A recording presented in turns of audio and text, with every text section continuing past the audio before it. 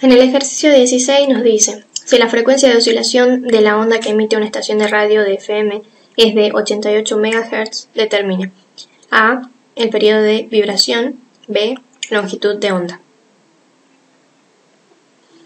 El periodo podemos calcularlo entonces a partir de esta fórmula, que sabemos que el periodo es igual a 1 sobre la frecuencia, ¿sí? El periodo está relacionado con la frecuencia. Y entonces la frecuencia nos la daban de dato, que eran 800 MHz. Acá los mega directamente los reemplazamos por por 10 a la 6, que significa, cuando tenemos mega, significa que hay 6 ceros después de este número, ¿sí? Y luego acá reemplazamos los hertz por segundos a la menos 1. Este segundo a la menos 1 luego pasan al numerador. Y resolvemos esto y nos da que el periodo es igual a 1,14 por 10 a la menos 8 segundos. ¿Sí? En el inciso B tenemos que calcular la longitud de onda, con la cual podemos sacar desde la expresión de la velocidad. La expresión de la velocidad habíamos dicho que era igual a lambda, que es la longitud de onda sobre el periodo t. Y a la vez el periodo t podemos reemplazarlo por la frecuencia, 1 sobre la frecuencia. Entonces nos queda de esta forma, y este denominador, es decir, la frecuencia que está aquí abajo, pasa al numerador, con lo que nos queda esta expresión, que la velocidad es igual a lambda por la frecuencia.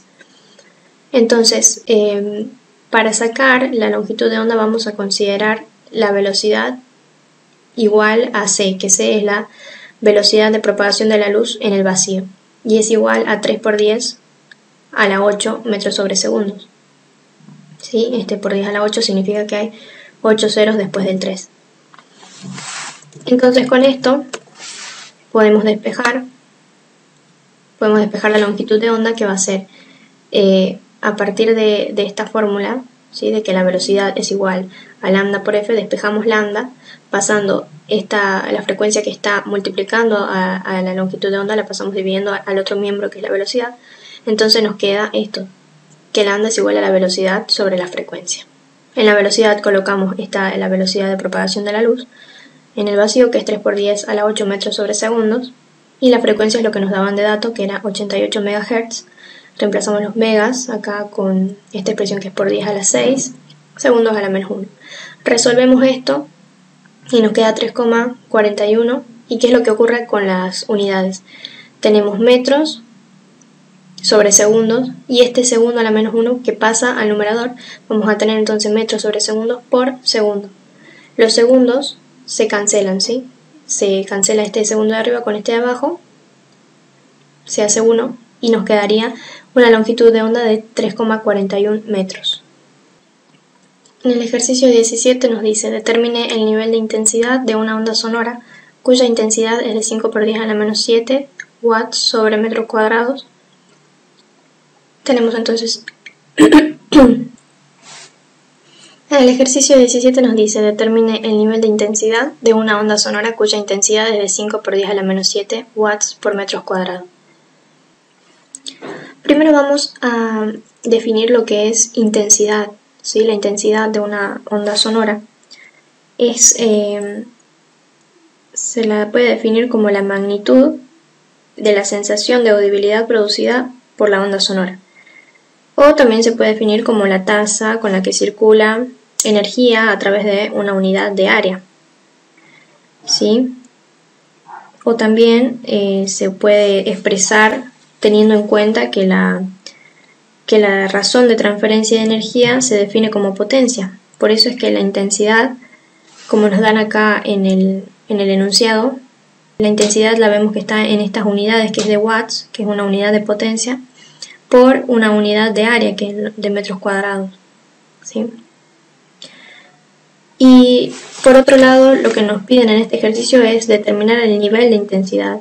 Este es el nivel de intensidad o nivel de decibeles, que se mide en unidades de decibeles, y eso lo podemos definir como una intensidad relativa del sonido, porque ocurre que el oído humano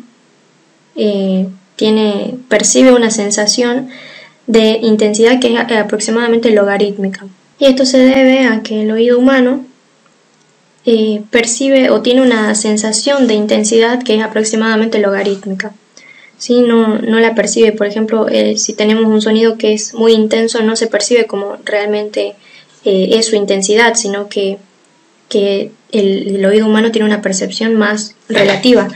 Y esta percepción o ese nivel de intensidad viene dado por esta fórmula que vemos justamente que es logarítmica, ¿sí? Y se calcula como 10 por el logaritmo de I sobre I0, donde I es la intensidad de la onda sonora y acá tenemos I0 que es una intensidad de referencia, como vemos acá, ¿sí? Es una intensidad sonora en el umbral auditivo agudo normal y esta va a tener un valor que va a ser de 1 por 10 a la menos 12 watts por metros cuadrados. Este es el valor de la intensidad que se toma como referencia. Bien, entonces para calcular en este ejercicio lo que nos piden, que es el nivel de intensidad, vamos a ver que nos dan de dato la intensidad de la onda sonora y ya tenemos la intensidad de referencia y podemos simplemente aquí reemplazar los valores, ¿sí? Acá tenemos 10 por el logaritmo de la intensidad de la onda sonora, que es este valor que nos dan de dato, sobre la intensidad de referencia, que es lo que tenemos acá.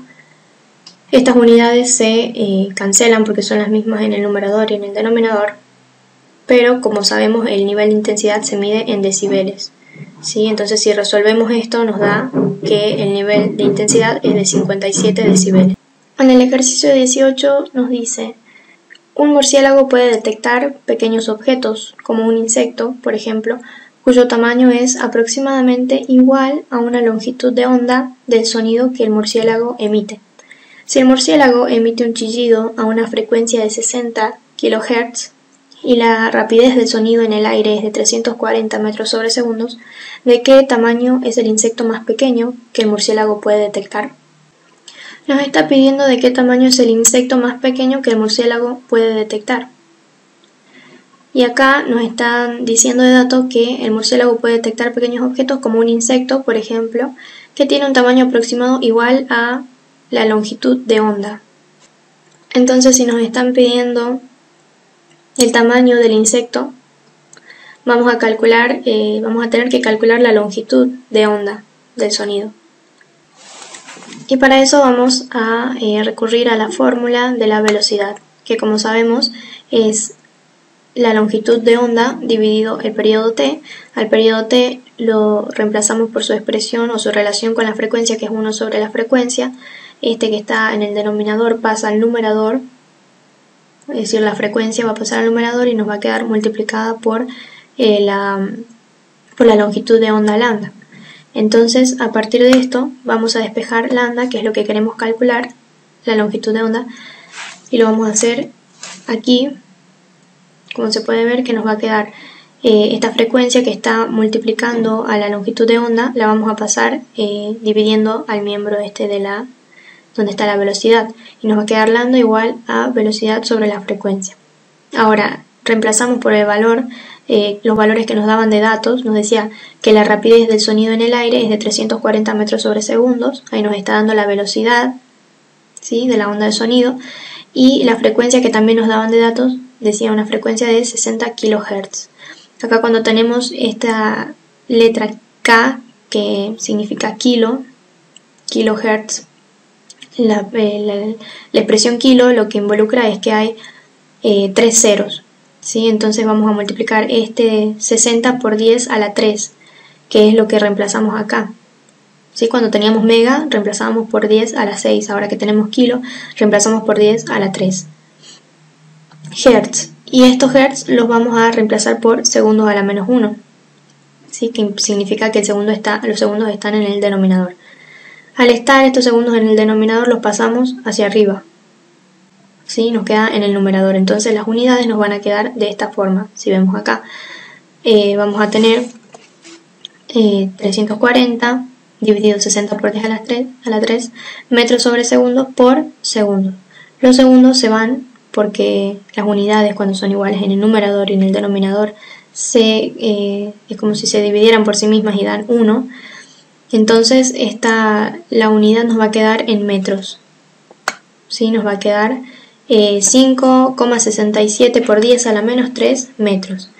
Y ahora por 10 a la menos 3 se lo denota con una letra M también, que significa mili. Por lo tanto, esto es lo mismo a que pongamos 5,67 milímetros, ¿sí? Que va a ser el tamaño de la longitud de onda y por consiguiente el tamaño del insecto, que decía que tenía aproximadamente el tamaño de una longitud de onda, es el tamaño del insecto que más pequeño que el murciélago puede detectar.